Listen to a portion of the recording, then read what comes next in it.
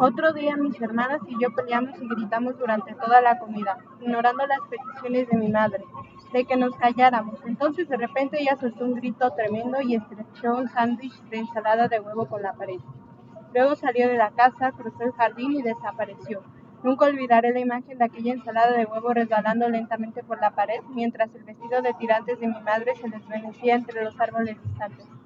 Pero puede que nada revele mejor la verdadera naturaleza de mi madre con los frecuentes entrenamientos a los que nos sometió.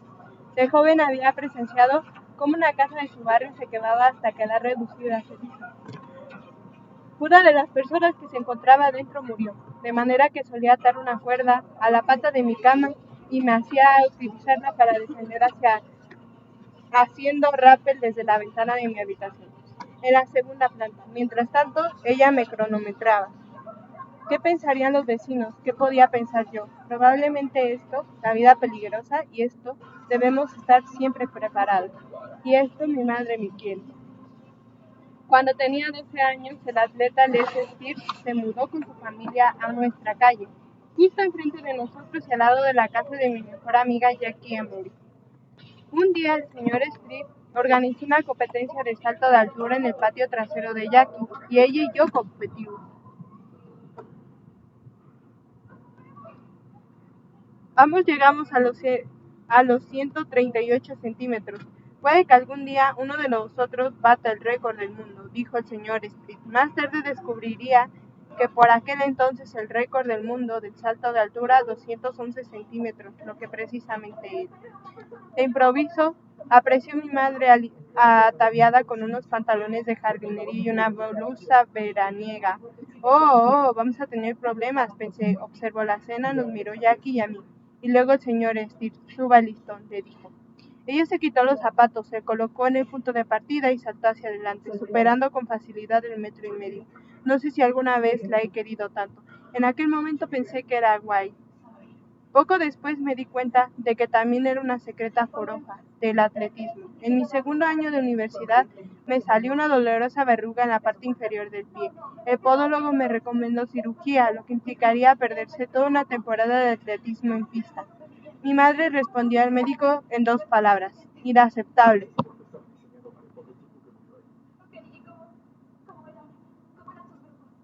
Fue a la farmacia y compró un frasco de producto para eliminar verrugas, que me aplicó diariamente en el pie.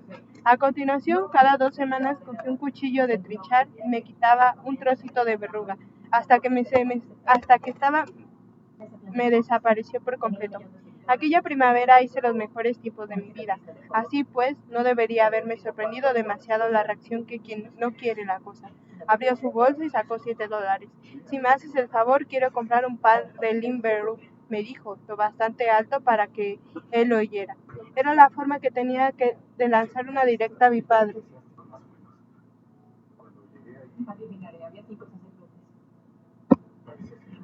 Una muestra de lealtad hacia su hijo único, una afirmación de su afición al atletismo, no lo sé, pero no importa. Nunca dejaría de emocionarme verla de pie, en la cocina o en el fregadero, haciendo la comida o lavando los platos con un par de zapatillas de correr de fabricación japonesa de la talla 38.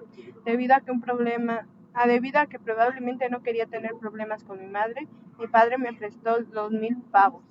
Esta vez las zapatillas llegaron enseguida, abril de 1964. Alquilé un camión, me dirigí al depósito y el empleado de aduanas me entregó 10 enormes cajas de cartón. De nuevo volví a casa a toda prisa. Bajé las cajas del sótano y las abrí de un tirón. En cada caja había 30 pares de tigres y cada uno estaba envuelto en celofán. Incluir cajas de zapatos había resultado demasiado costoso. En cuestión de minutos el sótano estaba lleno de zapatillas. Las admiré, las estudié, jugué con ellas, rodeé sobre ellas de un lado a otro. Luego las apilé para que de la, luego las apilé para que quedaran fuera del paso. Las ordené con cuidado en torno al horno y debajo de la mesa de ping pong, lo más lejos posible de la lavadora y la secadora, pero para no impedir a mi madre hacer la colada. Por último, probé un par. Corrí en círculos por el sótano, di saltos de alegría. Al cabo de unos días recibí una carta del señor Miyazaki. Si puede usted ser el distribuidor de Onitsuka en el oeste de Estados Unidos, me respondía. Era lo que necesitaba. Para ahorrarle mi padre y subversivo deleite de mi madre, dejé mi trabajo de la empresa de contabilidad y durante toda aquella primavera no hice otra cosa que vender zapatillas en el maletero de mi bahía. Mi estrategia de venta era sencilla y a mí me parecía bastante brillante. Tras verme rechazado por un par de tiendas de artículos de deporte, chaval, si hay algo en el mundo, no necesitas solo zapatillas de atletismo. Me recorrí todo el Pacífico Noroeste asistiendo a varias competiciones en pista. Entre carrera y carrera charlaba con entrenadores, corredores y aficionados y les mostraba mi mercancía. La respuesta siempre era la misma. No daba abasto con tanto pedido. De regreso a Portland iba dándole vueltas a mi repentino éxito de ventas. Había sido incapaz de vender enciclopedias y por añadidura era un trabajo que despreciaba, teniendo fondos mutuos que había ido un poco mejor, pero me hacía sentirme vacío. Entonces, ¿por qué vender zapatillas era tan distinto? Comprendí que era porque no estaba vendiendo nada. Yo creía que correr era bueno, pensaba que si la gente corría unas cuantas millas cada día, el mundo sería un lugar mejor y estaba convencido de que aquellas deportivas eran las mejores para correr. La gente percibía que creía en ello y quería parte de dicha fe para sí misma. Es la fe de Siri, la fe es irresistible. A veces querían mis zapatillas con tanta urgencia que me escribían o me telefoneaban, diciendo que habían oído hablar de las nuevas Tiger, que querían un par y me preguntaban si por favor se las podía hacer llegar contra reembolso, sin que yo lo hubiera propuesto. Había nacido mi negocio de venta por correo. Había algunas que se presentaban en casa de mis padres. Cada pocas noches sonaba el timbre de la puerta y mi padre, refunfuñando, se levantaba de su sillón reclinable de vinilo y bajaba el volumen de la tele, preguntándose quién diablo sería. Fuera en el porche había algún muchacho flaco con las piernas extrañamente musculosas, la mirada furtiva y un aspecto nervioso, como un drogato intentando pillar. ¿Vive aquí, Buck?, preguntaba el chico. Entonces mi padre iba a la cocina y desde ahí llamando al cuarto de servicio donde estaba mi habitación. Yo salía, invitaba a entrar al chico, le señalaba el sofá, luego me arrodillaba delante de él y le medía el pie. Mi padre observaba toda la transición incrédulo con las manos en los bolsillos. Casi todos los que venían a casa me habían conocido por el boca a boca, a través de un amigo, pero unos pocos me encontraron gracias a mi primera incursión en la publicidad, un folleto que yo mismo había diseñado y mandé a hacer en una imprenta local. La parte superior del folleto rezaba en grandes letras: gran noticia para el calzado deportivo. Japón desafía el dominio europeo de las zapatillas del atletismo. Luego se explicaba: los bajos costes laborales japoneses hacen posible que una fascinante nueva empresa ofrezca estas zapatillas al bajísimo precio de $6.95. En la parte inferior figuraba mi dirección y mi número de teléfono. Los colgué por toda Portland. El 4 de julio de 1964 agoté mi primer envío. Escribí a Tiger y pidió otros 900 pares. Eso iba a costarme unos $3,000 que terminarían con el fondo para gastos menores de mi padre, con su paciencia. El banco de papá ha cerrado, me dijo. Si acepta a regañadientes darme una carta de garantías que yo lleve en First National Bank de Oregon. Gracias a la reputación de mi padre, el banco me consiguió el préstamo. La cacareada respetabilidad finalmente producía dividendos, al menos para mí. Tenía un socio vulnerable, un banco legítimo y un producto que se vendía. Estaba en racha. De hecho, las zapatillas se vendían tan bien que decidí que contrataría a otro vendedor, tal vez a dos, en California. El problema era cómo ir ahí. Desde luego no podía permitirme pagar el ministerio y no disponía de tiempo suficiente para ir en coche. De modo que cada 2 fines de semana llenaba una bolsa de lona de Tiger, me ponía mi uniforme del ejército más lustroso y me dirigía a la base aérea local. Al ver el uniforme, la policía militar me abrió paso y me indicaba cuál era el siguiente transporte militar, a San Francisco o a Los Ángeles, sin hacer preguntas. Cuando iba a Los Ángeles ahorraba aún más dinero, ya que me alojaba en casa de Chuck Cale, un compañero de Stanford, un buen amigo. Cuando presenté mi trabajo sobre zapatillas de correr, en el seminario sobre espíritu emprendedor, Cale apareció para darme apoyo moral. Durante uno de aquellos fines de semana en Los Ángeles asistí a un evento deportivo en el Occidental Coach. Como siempre permanecí de pie sobre la hierba del interior de la pista, dejando que el calzar obrara su magia. De repente se me acercó un tipo y me tendió la mano. Ojos brillantes, rostro agraciado, muy agraciado de hecho, aunque también triste, pese a la calma aparente de su expresión. Había en su mirada algo melancólico, casi trágico y también algo vagamente familiar. Bill empezó a decir: sí, soy Jeff Johnson, añadió. Por supuesto, Johnson. Lo conocí en Stanford. Había sido corredor bastante bueno en la milla y habíamos competido en varios eventos abiertos. A veces también había venido a correr y luego a picar algo con Kelly conmigo. Jeff, le dije, ¿en qué andabas ahora? En un posgrado, me respondió, estudiando antropología. El plan era hacerse asistente social. No me digas, comenté, encarnando unas cejas. Johnston no tenía pinta de asistente social. Yo no lo veía aconsejando a drogadictos y buscando un hogar a los huérfanos. Pero tampoco le pegaba ser antropólogo ni podía imaginármelo engatusado a caníbales en Nueva Guinea o peinando yacimientos a Nansasi con un cepillo de dientes ni quebrando excrementos de cabra en busca de fragmentos de cerámica. Pero aquellos, me dijeron, eran solo sus tareas rutinarias cotidianas. Los fines de semana hacía que le dedicaba el corazón y venía calzando deportivo. No, exclamé. Adidas, añadió él. Que le den Adidas, le dije yo. Deberías trabajar para mí y ayudarme a vender estas zapatillas japonesas. La alargué una Tiger. Le hablé de mi viaje a Japón, de mi reunión con Onitsuka, el doblo, la deportiva y examinó las suelas. Son chulas. Me dijo. Sentía curiosidad, pero no. Voy a casarme, me dijo. No estoy seguro de poder emprender una nueva iniciativa en este momento. No, me tomé a pecho su negativa. Era la primera vez que oía un no desde hacía meses. La vida me gustaba, la vida era genial. Incluso tenía una especie de novia, aunque no podía dedicarle demasiado tiempo. Era feliz, quizá más de lo que había sido nunca. Y la felicidad puede ser peligrosa, embota los sentidos, de ahí que no estuviera preparado para recibir aquella terrible carta.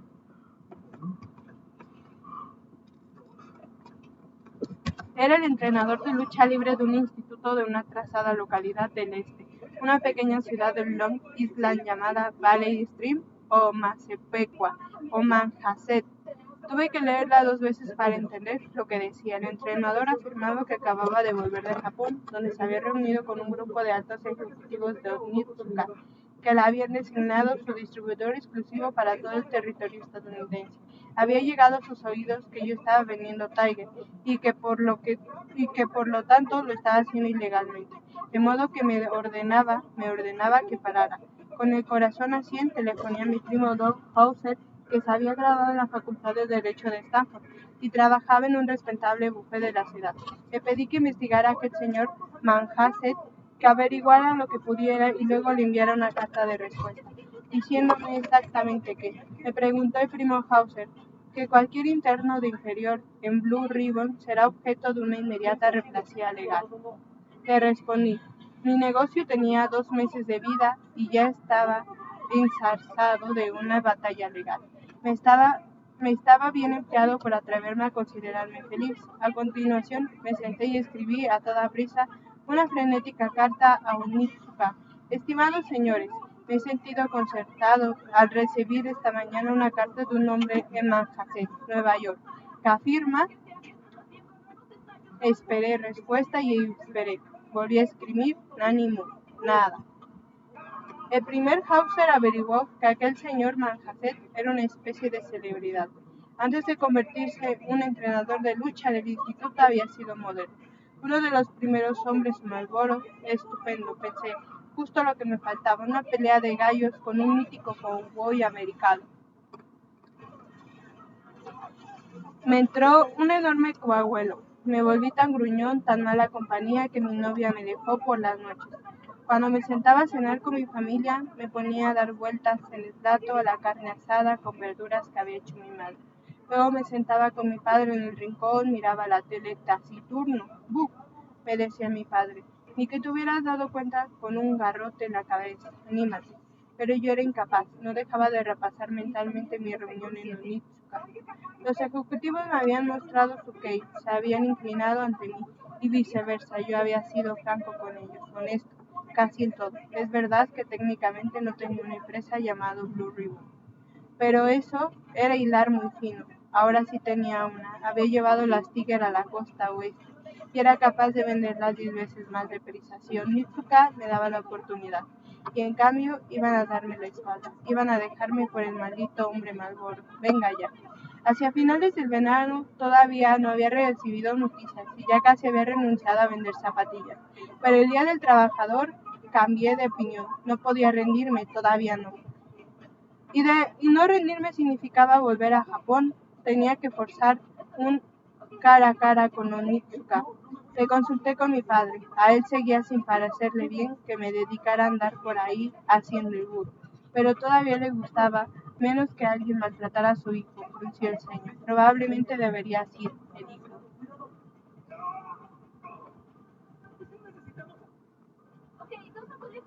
Lo hablé con mi madre. Nada de probablemente, sentenció. De hecho, fue ella quien me llevó al aeropuerto. 50 años después aún puedo vernos a los dos en aquel coche, recordar cada detalle. Era un día luminoso, claro, no había nada de humedad. La temperatura era de veintitantos grados. Ninguno decía nada, nos limitábamos a ver jugar tranquilamente la luz del sol a través del parabrisas. El silencio que reinaba entre ambos era como los de muchos días en que me había acompañado a eventos deportivos.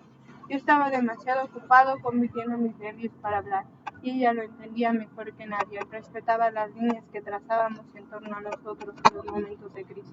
Entonces, cuando nos acercábamos al aeropuerto, ella rompió el silencio. Solo sé tú, me dijo. Miré por la ventanilla. Ser yo mismo, ¿de verdad? Eso era lo mejor que podía hacer. Estudiar el yo es olvidar el yo. Miré hacia abajo, desde luego, no iba vestido como yo mismo. Llevaba un nuevo traje, un apropiado gris carbón y una pequeña maleta. En el bolsillo lateral había un nuevo libro, cómo hacer negocios con los japoneses.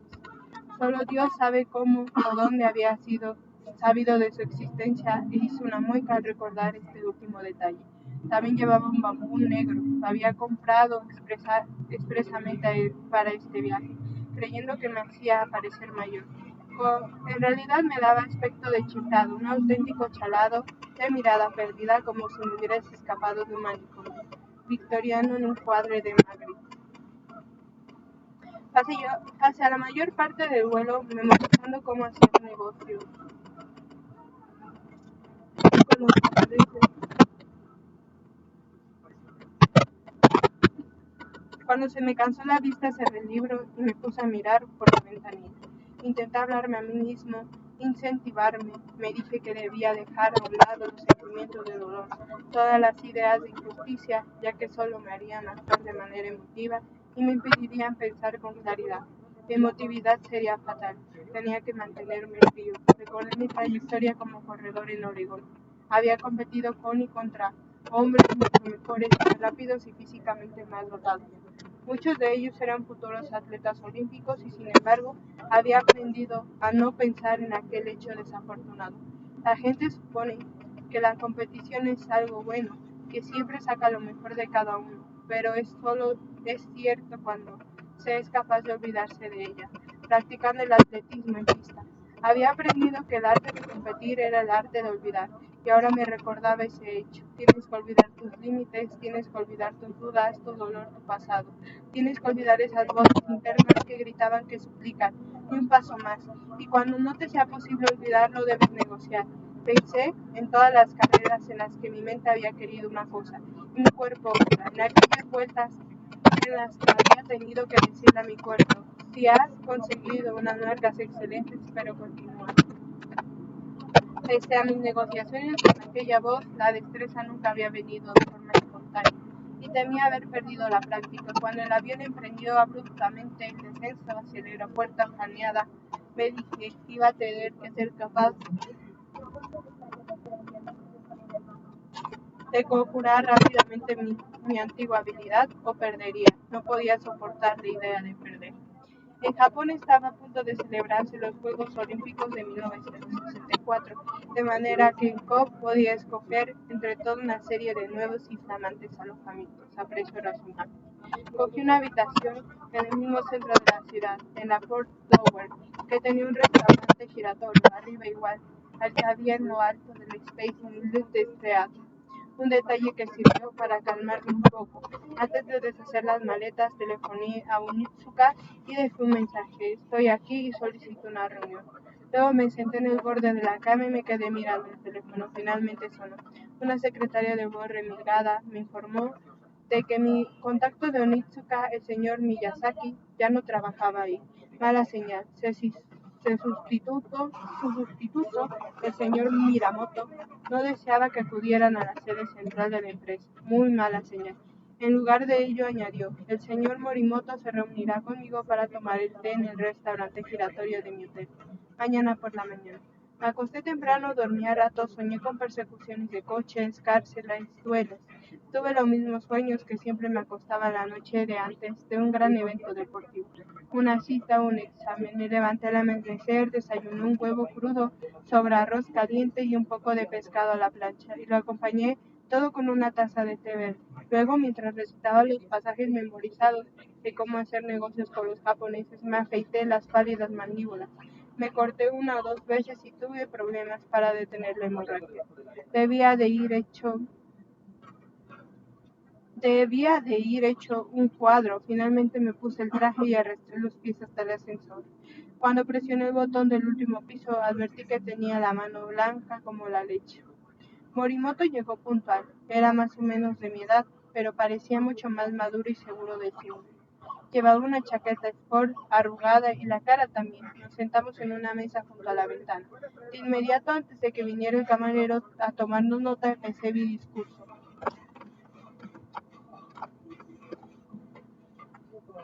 soltando todo aquello que me había jurado no decir.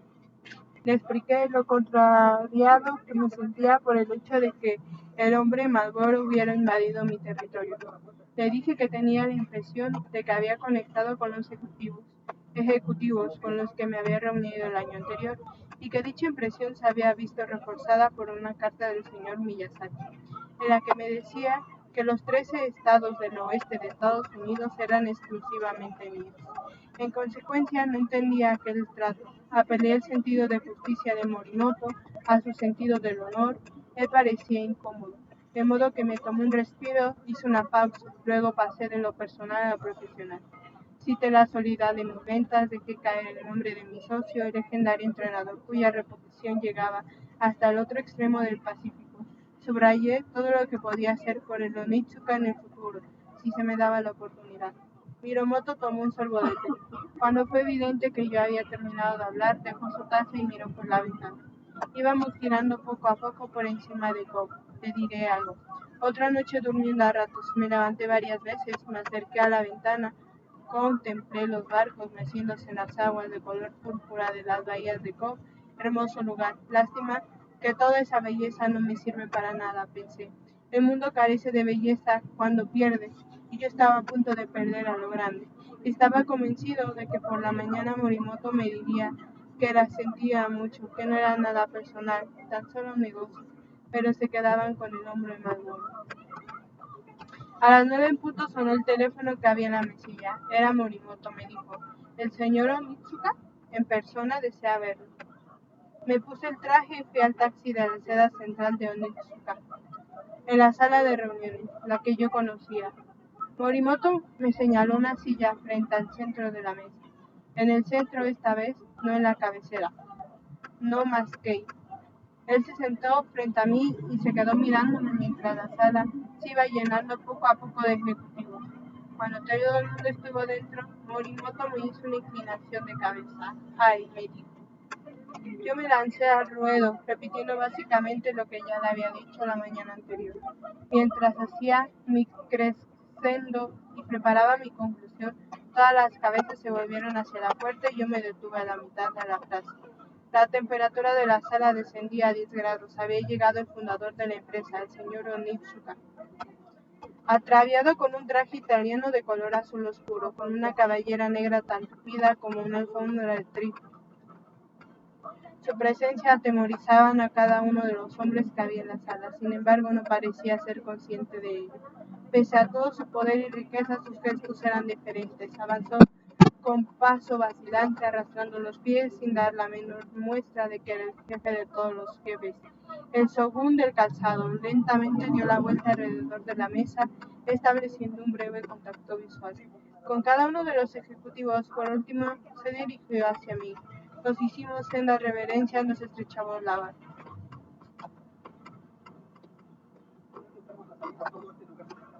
Luego, ocupó el asiento de la cabecera de la mesa, y Morimoto trató de resumirle la razón de mi visita. Pero el señor Onitsuka levantó la mano interrumpiéndolo. Sin el menor preámbulo, se lanzó a un largo y apasionado monólogo.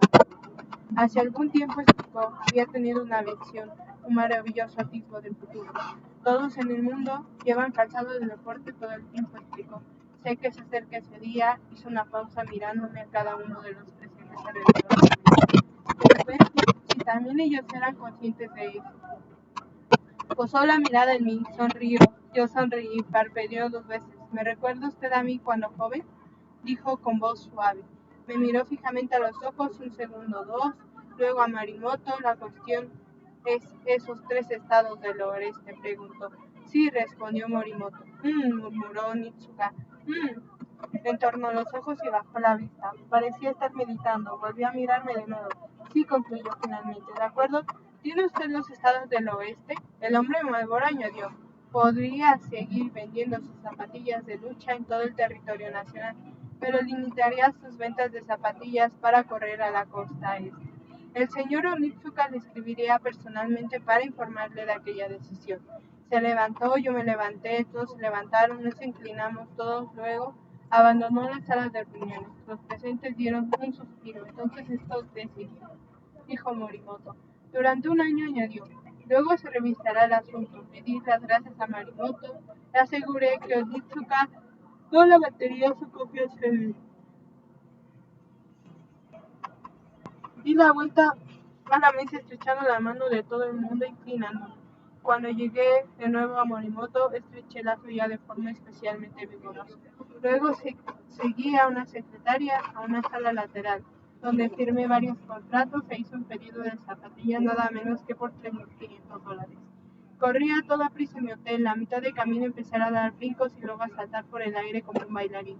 Me detuve en una baranda y contemplé la bahía. Ahora me parecía que no había perdido nada de su belleza. Observé los barcos deslizándose bajo un viento enérgico y me decidí a alquilar uno.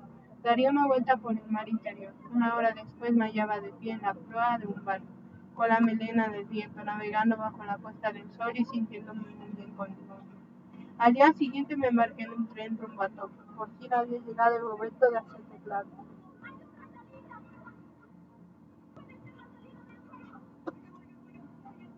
Todas las guías turísticas aconsejaban subir el monte Fuji de noche. Una buena ascensión, decían, debe culminar con una vista del amanecer desde la cumbre. De modo que llegué puntualmente a la base de la montaña al anochecer. Había hecho un día bochornoso, pero el aire era cada vez más frío y no tardé en replantear mi decisión de llevar unas bermudas, una camisa y unas tigres. Vi que un hombre bajaba de la montaña con una chaqueta impermeable.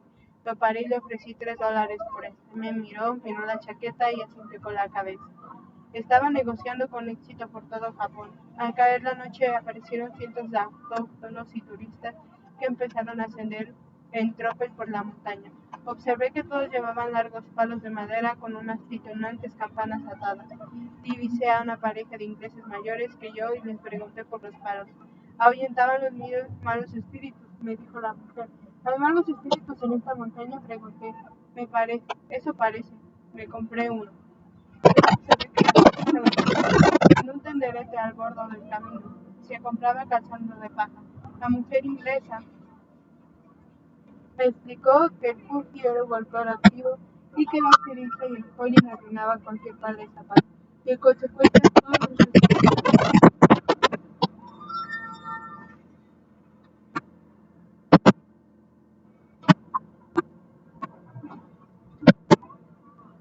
y en consecuencia todos los que subían llevaban sandalias de pajes desechables. Compré las sandalias, más pobre pero bien equipado. Al fin me puse en marcha. Según mi guía turística había muchas rutas para bajar el monte Fungi, pero solo una para subir. Una buena lección vital. Pensé con letreros situados a lo largo de las pistas escritos en numerosas lenguas informaban que había 9 puestos antes de llegar a la cumbre, cada uno de los cuales ofrecía comida y un lugar para descansar. Al cabo de 2 horas, no obstante, había pasado varias veces por el puesto número 3. ¿Acaso los japoneses contaban de manera distinta? Alarmado me pregunté si 3 estados del oeste en realidad podrían significar solo 3. En el puesto número 7 me detuve a comprar una cerveza japonesa y una taza de fideos. Mientras cenaba me puse a hablar con otra pareja.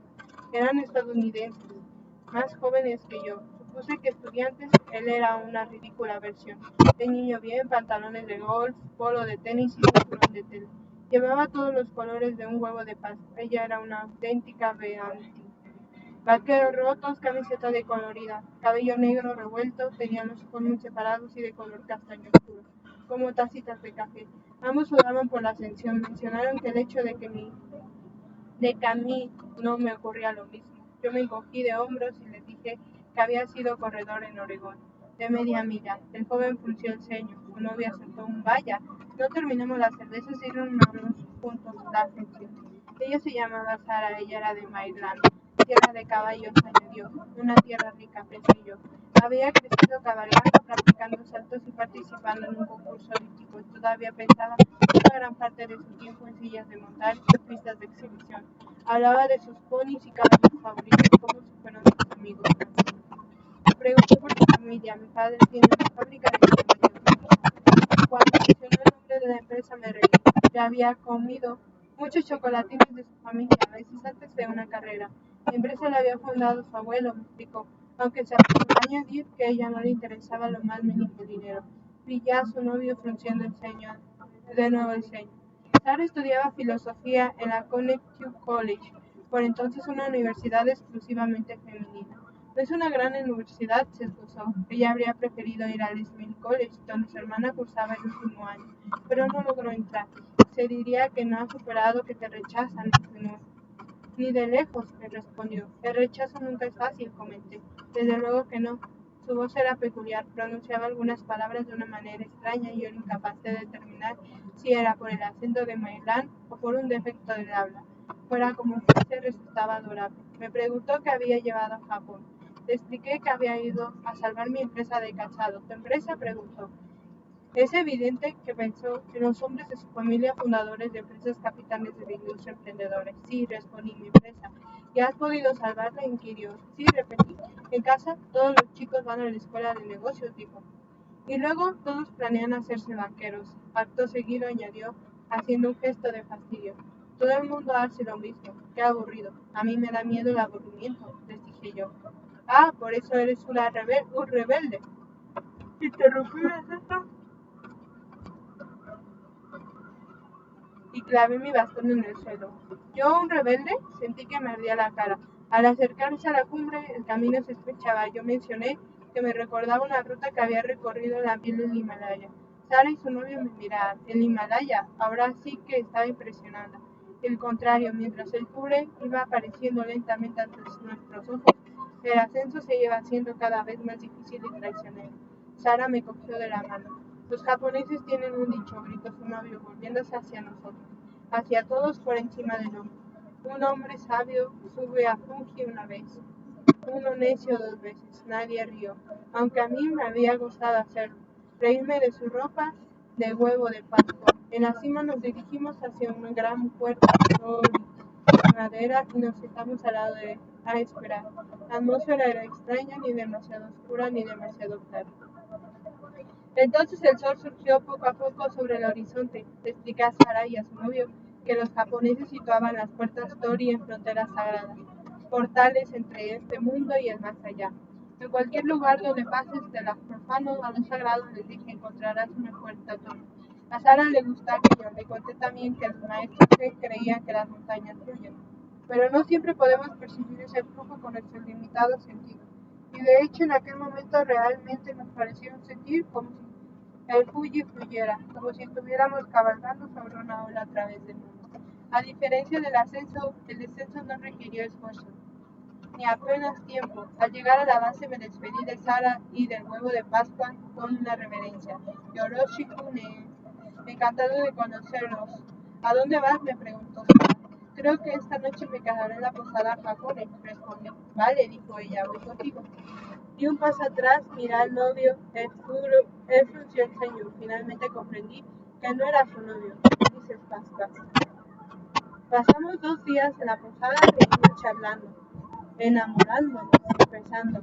Ojalá esto no termine nunca, decíamos, pero obviamente tenía que acabar. Yo tenía que volver a Tokio y coger un vuelo de regreso a casa, y Sara estaba decidida a continuar y visitar el resto de Japón. No hicimos planes de volver a vernos. Ella era un espíritu libre, no creía en los planes. Adiós, se despidió. Hajime Neshit, me ha encantado conocerte, le respondí. Horas antes de embarcar me pasé por la oficina de American Express. Sabía que en un momento u otro ella también tendría que acudir ahí para recibir dinero de la gente de los chocolatines. Le dejé una nota para ir a la costa. Tendrás que pasar por Portugal. ¿Por qué no te paras a verme? Mi primera noche en casa, durante la cena, le di la buena nueva a mi familia. Había conocido a una chica. Luego les conté de otra gran noticia. Había salvado mi empresa.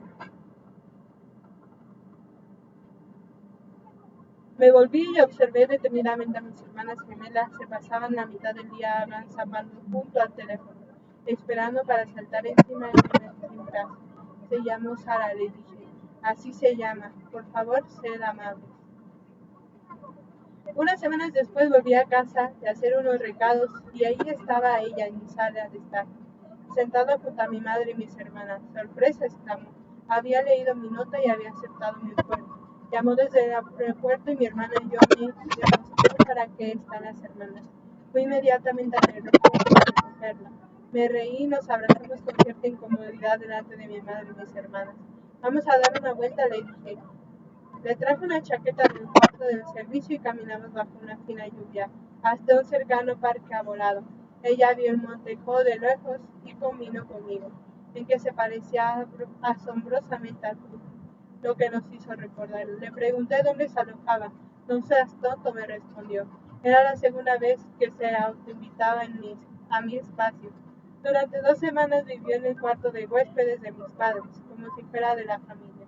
Lo que empecé a pensar que un día podía ocurrir. Observé, incrédulo, cómo seducía a los irreductibles Knight. Mis protectoras hermanas, mi tímida madre, mi autocrítica padre, no fueron rivales para ella, especialmente mi padre. Cuando ella les echó la mano, hablando algo duro en su corazón, puede que se cultivara entre la gente de las chocolatinas y todos sus amigos monumentos. Pero el caso es que tenía la clase de confianza en sí misma que solo te encuentras 1 o 2 veces en la vida.